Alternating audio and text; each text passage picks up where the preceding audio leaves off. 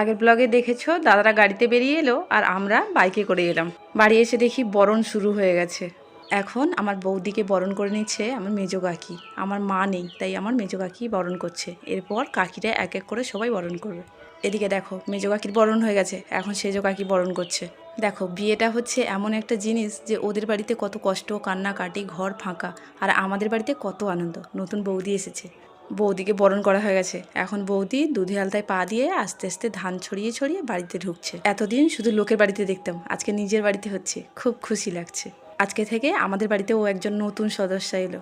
এদিকে দেখো বৌদিদের তো ঘরে তুলে নিলাম, কিন্তু ওদের ঘরে আমরা ঢুকতে দিচ্ছি না। এখন হয়েছে ঘর ধরা। বৌদিদের এখানে বসিয়ে রেখে দিদিরা জামাইবাবুরা সবাই মিলে আমরা ঝগড়া করতে শুরু করেছি। টাকা না দিলে ঘরের চাবি দেবো না। এই তো একটাই সুযোগ আমাদের, বলো, টাকা নেওয়ার। শেষ পর্যন্ত আমরা টাকা নিয়েই ছাড়লাম। যাই হোক, আজকে ব্লগটা এই পর্যন্ত। দেখা হচ্ছে কালকে অন্য কোনো ব্লগে। সবাই ভালো থাকো, সুস্থ থাকো। আজকের মতো টাটা।